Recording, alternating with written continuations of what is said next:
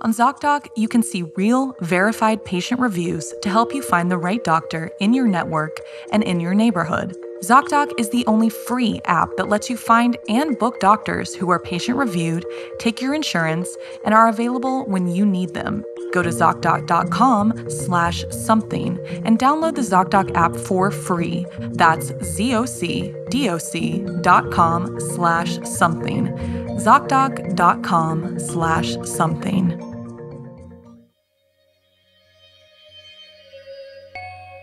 Hello, I'm Blair Bathory, and this is the Something Scary podcast. Thank you so much for being here, whether this is your first time or you're one of the brave souls who join us every week. Many people embrace the power of positive thinking and manifesting what they want from the universe. But when you're in a bad place and have negative thoughts, or aren't thinking about the consequences of your own actions, we can often be putting out bad vibes or manifesting terrible things. You must be careful to check your energy, or you may end up summoning something so awful it will destroy you or those you love. First, unlucky number 13, followed by out with the old, in with the death. Then, an uninvited house guest. Finally, in our featured story, Hide or Die. If you love something scary, there are so many ways to show it. Once you've listened to the podcast, leave us a comment or share the episode with a friend. You can also join our Patreon or order a Something Scary notebook. Just go to somethingscary.com to learn more. So, want to hear something scary? How to summon deadly spirits. Sometimes, what should be the most joyous moments of our lives can be overshadowed by our tragic circumstances, like in this story inspired by the Jersey Devil and written by Janine Pipe. Deborah Leeds groaned as she tried to tie her apron. She could no longer ignore the distinct swell in her belly, and since this would be child number 13, there was no sense in denying it any longer. She let the tears fall. It was not that she didn't love each of her 12 children dearly, but she and her good-for-nothing husband Paul could barely support themselves and the mouths they already had to feed. Until now, Deborah had believed each of her children to be a gift from God. But this was not. Overcome with emotion, Deborah fell to her knees, cursing the new life inside of her. In utter despair, she called out, "Let this child be the devil!" Paul found her lying on the floor sobbing, and upon hearing the news, took straight to the tavern to drown his sorrows rather than stay home to support his wife. Over the next few months, despite the constant anxiety, the 13th life growing inside Deborah continued to thrive as she cared for her existing children and her increasingly useless husband.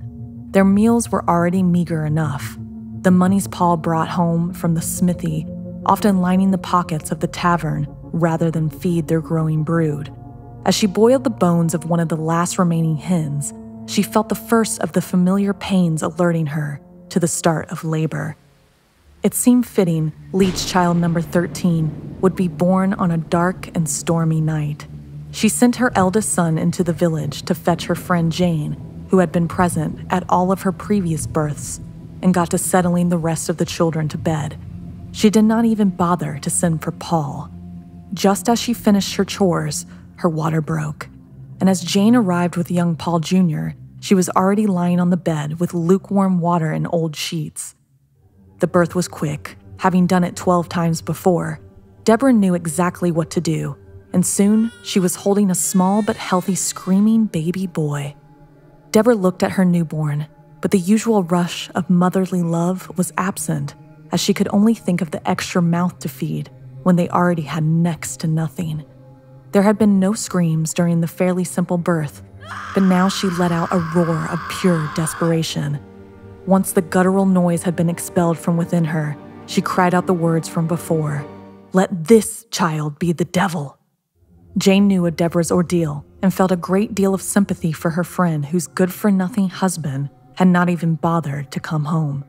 But upon hearing these words, She took the babe from his mother and held it close, worried that postpartum madness may make Deborah do something unholy. The two women, both now silent, listened as the wind whipped around the pitiful abode, the flames from the modest fire burning in the chimney flickering and threatening to snuff out at any moment. And then, something truly awful began. The seemingly healthy and normal baby started to change right before them. Within moments, it had transformed from a newborn into a hideous creature unlike anything the women had seen before, not even in their nightmares. The infant began growing at an incredible rate, becoming the size of a well-fed 10-year-old in mere moments. It sprouted horns from the top of its head, and talon-like claws tore through the tips of its fingers. Leathery, bat-like wings unfurled from its back, with dark, coarse hair and feathers sprouting from its body. Red eyes glowed on the thing's snarling face. Now, it was Jane's turn to scream as she clutched at her heart in fear.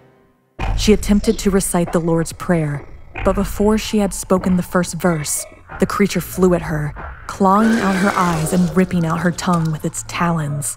It then bit into her neck and tore out her throat, killing her instantly. It then turned to its mother, who lay still on the bed in shock, savagely attacking her too. Just then, Paul Jr. knocked on his mother's door, scarred by all the commotion. The creature paused for one moment, and as the boy meekly opened the door, he saw a servant of hell, covered in blood, fly up the chimney.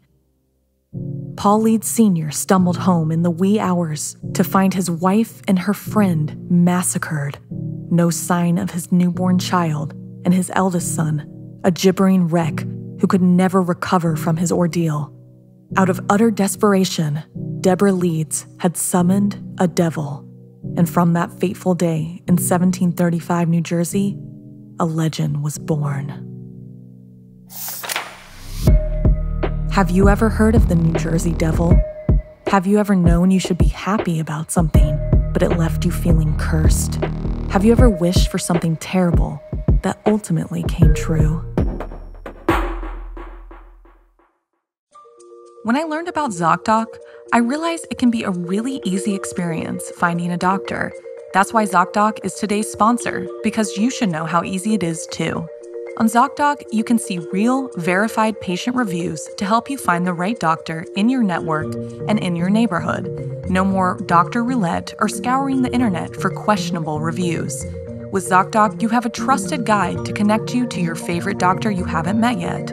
Download the free mobile ZocDoc app today.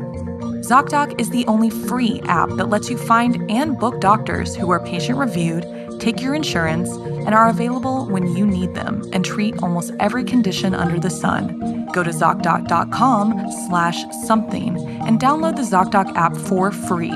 Then start your search for a top-rated doctor today. Many are available within 24 hours. That's ZocDoc.com/something. ZocDoc.com/something. Let's talk real-life horror stories about notorious serial killers like Jack the Ripper. Or keep things on the lighter end with some unexplained encounters in Georgia where mysterious hands are pulling people underwater. It's all lighthearted nightmare on the Morbid podcast. Hosted by Alania Eckhart and Ash Kelly, Morbid is a full dose of true crime with a splash of comedy. This month, Morbid is celebrating its 5-year anniversary. To celebrate, the show is releasing a special anniversary series, a festive edition of listener tales and more surprises all month long. Follow Morbid wherever you get your podcast. You can listen early and ad-free on the Amazon Music or Wondery app.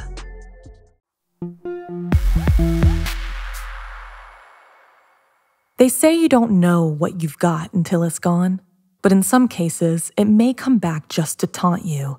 Like in this story, inspired by S.E. Schlosser. Kane was thrilled to be with his new wife, Ishi, in a beautiful new country. They had just moved from Tokyo, Japan, and landed in sunny California, USA. His wife wasn't thrilled to move, but it did to please her husband, to be a good wife. She had a gentle demeanor, was attentive, and a wonderful cook. Kane was the envy of his American neighbors, but he wasn't such a great husband to Ishii. Not long after, another very wealthy family moved in next door. Their daughter, Aiko, sometimes came home from college to visit. Kane developed feelings for Aiko and soon became obsessed. In his mind, Ishii was second best, so Kane plotted to rid himself of his wife so he could finally be with Aiko. One stormy night, on the way home from an event, Kane shoved Ishii out of the car, sending her tumbling down the canyon and into the water.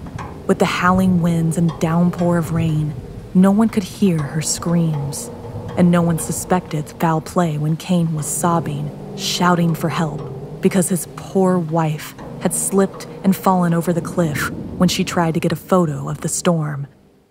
Kane acted the part of the bereaved husband, and he was good. He wept at her lavish funeral and said the kindest words. It wasn't until he was finally alone in his home that he kicked back and drank to his success, smiling as he thought of Aiko. Suddenly, from outside, the wind whipped against the house, making the walls rattle and shake. A cold breeze swept through the bedroom with a whisper. Vengeance. Vengeance. Kane sat up and blinked as a dark figure took over the room. Its long, tangled black hair hung over the dirty, blood-stained kimono. Its face was crushed and broken. With one eyeball hanging from the socket, the ghost of Ishii reached out a broken hand toward her husband, smiling through the shattered remains of her teeth. Vengeance, she whispered. Vengeance. Horrified, Kane ran over to the neighbor's house. Mistaking his fear for grief, they took him in and insisted he stay with them while he was still grieving. He couldn't have planned it better if he tried. He had an actual invite to stay in the same house as Aiko. A month passed as Kane waited for Ishii's ghost to reappear, but she didn't, and he began to think he had imagined it. He'd also become closer and closer with Aiko. He invited her family to go over to his house to see the immaculate gardens as a thank you for all their kindness. As he escorted Aiko's parents around the garden, he felt a hand on his arm. Kane turned around and found himself facing a beautiful Ishii. Her apparition kissed him and whispered in his ear, Vengeance. Laughing, Ishii danced away, waving to Aiko as she passed. Aiko glared after her in rage, not fearful, but filled with jealousy. Worried Aiko might be scared off by the experience, Kane pressed forward and arranged a grand engagement party to prove his devotion to her. Friends, neighbors, and family went to the banquet hall to laugh and toast over food and wine. The night was a success, but when Kane looked across the room, he saw the ghost of a radiant young Ishii lurking in the corner. He paused mid-sentence and stared in horror as she laughed and began to change. Her body twisted and broke before his eyes, her face collapsing inward and bleeding, her black hair tangling, her eyeball popping out of its socket. Vengeance, she whispered. Kane cried out. Around him, Aiko and all their guests could only stare at him, wondering what was wrong. None of them could see the ghost, not even Aiko this time. As Ishii drifted out of the room, Kane chased her, screaming. He vowed she would haunt him no more. Ishii made her way to the cliff with Kane running after her, shouting and cursing. Suddenly, the ghost stopped at the exact spot where Kane had shoved her to her death. She turned to face him and started to grow, her cursed body bloody and dirty, her eyeball swaying, her shattered teeth gleaming in the moonlight. Vengeance! She screamed and lunged at Kane. He stepped backward, face contorting in fear. His foot slipped suddenly on the loose earth, and he plummeted over the edge of the cliff, his body fatally smashing into the rocks below, just as Ishii's had. That same night, a terrible storm had beat against Kane's house. Lightning hit the roof and the house burned to the ground. The rest of the street was untouched. Neighbors claimed they could hear a voice on the wind saying one word over and over. Vengeance.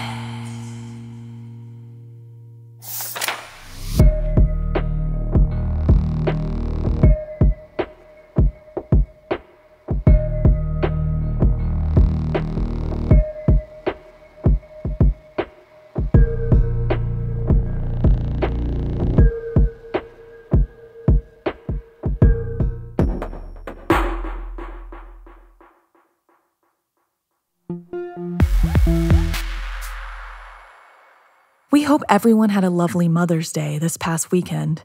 We must always remember that even when we can't be with our mothers, they are always looking out for us, even if it's from beyond the grave, like in this true story shared with us by Shanika Rhodes. My boyfriend's mom passed away from a brain aneurysm. She died suddenly and alone from a condition she had been suffering from for years in silence, having told no one. Having left the house to Luke, we decided to make the most of it and move in together. His mother was a hoarder. The second-floor middle bedroom was so packed with stuff she collected that my 3-year-old daughter called it the closet. She had no idea it was a bedroom. You could barely step inside. After a couple of weeks of work clearing things out from the room and saging the entire place to try and bring in fresh energy into the house, we were able to finally create a small path that would at least lead you from one end of the room to the other. On this one long day of cleaning away neglected spaces, overfilled closets, and pantries full of expired canned goods and spices, I was completely exhausted. I took a hot shower, tiredly walked into the bedroom, and fell asleep when my head touched the pillow. I was startled out of my sleep by a loud boom that seemed to come from every direction all at once. Luke, a very light sleeper, was still snoring. It was now silent. I darted my eyes from left to right, scanning the room. Nothing looked out of place from what I could tell in the dark, but something wasn't right. The room appeared almost effervescent. I still didn't want to wake my boyfriend, though, for something that most likely would be nothing. I turned to my left to reach for my glasses on the nightstand. I froze. The nightstand had vanished, replaced by a floating image of what I guessed to be a woman because of the white nightgown with little blue flowers she was wearing. I quickly turned to awaken my boyfriend because this was not a not-nothing situation now. But when I reached around for him, he was gone too. What is happening? I thought. I began to panic as I slowly turned back to face the floating lady. I repeatedly chanted in my head, "Please be gone, please be gone." She wasn't gone. It was still there, just floating. I could barely make out the face because there didn't appear to be one, yet somehow I knew it was my boyfriend's mom. "That's what this is?" I said out loud. This is a dream, a figment of my imagination. Maybe my guilt from moving and changing things in her home manifested in this bizarre and eerie dream. Then she started to speak. I could make out the words even though nothing on her face moved. "Tell Luke I am sorry for everything I did, for everything that happened, and that I will always love him," she continued. "Please don't give up on him. He had to live his whole life questioning his mother's love for him. That is a big burden for anyone to bear." I was stuck listening, completely immobilized as if someone strong was physically holding me in place. She finished her words, then turned to leave. I could still see her after she disappeared through the door, although I was stuck in the bed. It was like a dream within a dream, and my mind was following where my body could not. Down the hall she went, into the middle bedroom, towards the wall to the right, down into a small 2-drawer stand. She whisked down into the bottom drawer and disappeared into something that was bright red. I was jerked upright in my bed by a force so strong I had to catch my breath. I reached for Luke, who was already waking up from my sudden movement. Thankfully, he was there. He asked what was wrong. I was too nervous to speak and didn't want him thinking I was crazy from a little dream. I said it was just a nightmare and he should go back to sleep. I was just happy to be in the real world. I reached for my glasses to confirm that yes, this was real now. I was awake and everything was where it should be. But just as suddenly as I was awakened, I felt compelled to go into the middle room. I grabbed my robe, fixed my glasses, and tiptoed out. I opened the bedroom door and clicked on the light. I walked towards the right wall, but there was no table. But I couldn't leave. Something was there. I started moving shoe boxes, magazines, and a large blanket that appeared to be draped over something. I gasped. There it was, a small, wooden 2-drawer table that could fit under a desk. The top drawer was missing. I crouched down and pulled out the bottom drawer. I feverishly rummaged through it and got to the bottom. I started to sweat. My hands shook. My chest got tight as I stared at the bright red patent leather wallet at the bottom of the wooden drawer. Inside it was an old work ID belonging to Luke's mother and 2 $100 bills. I couldn't speak. She wanted me to find this. She wanted to prove in some way to me that what I felt, what I saw and heard was all real. I wiped the sweat from my forehead and crept back into the bedroom. I opened the door and woke up my Luke saying, "We need to talk. There's something your mom wants you to know." Have you ever been contacted by a deceased family member or friend? Were you able to prove it? If so, tell us your stories by sending us an email at somethingscary@snarled.com.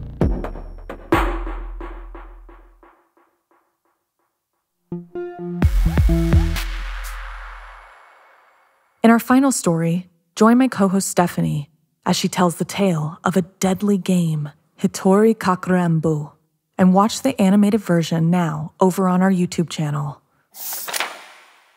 You should always use caution while exploring new places with unfamiliar traditions and games. You may not be aware of how deadly they can be. This cautionary tale is in honor of Asian American and Pacific Islander Heritage Month.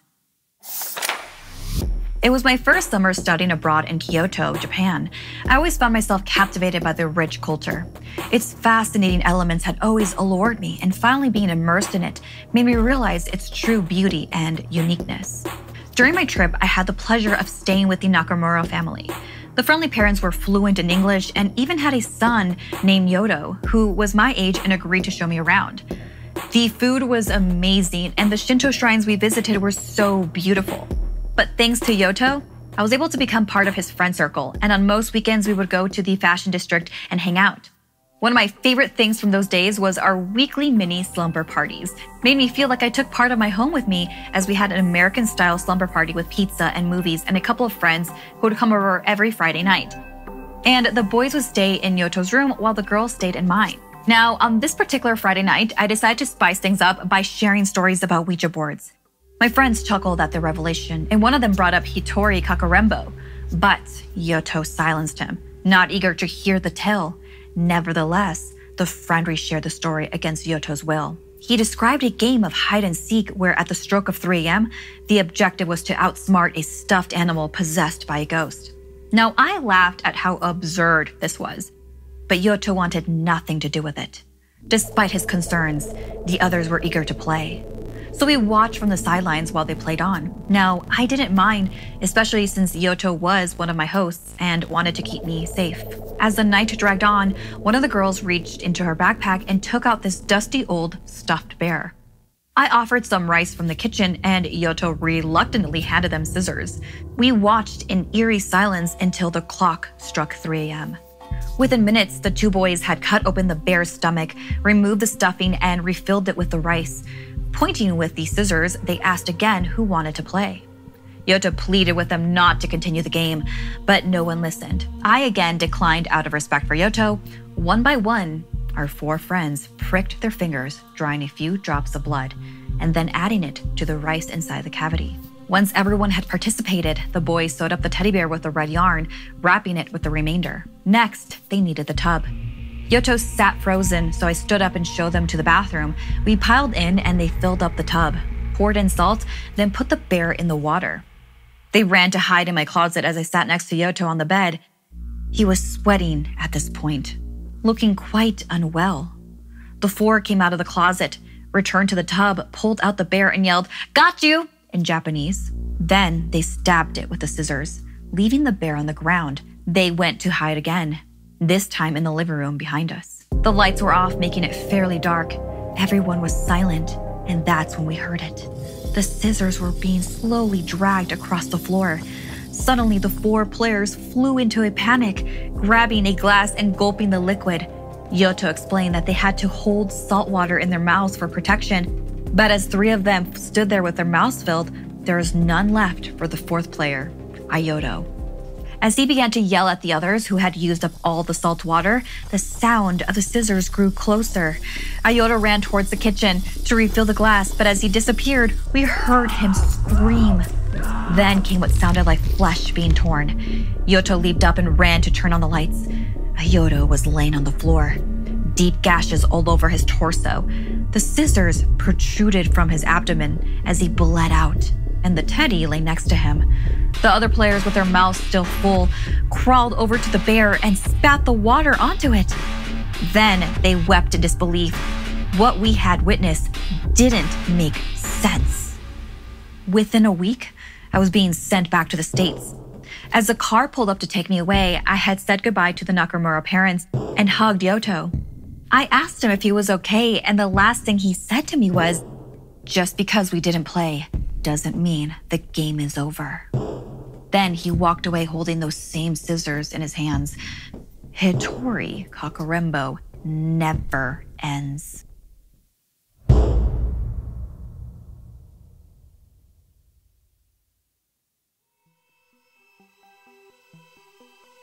This week's podcast stories were edited by Sarah Lukasiewicz, Janine Pipe, and Stephanie Strange. Narration by Blair Bathory and Stephanie Strange. Audio edited and mixed by Calvin Linderman. Additional audio editing by Fitz Harris. Art and graphics by Irma Richardson. Produced by Anna Villalobos. Executive produced by Gail Gilman. Music by Sapphire Sindalo and Calvin Linderman.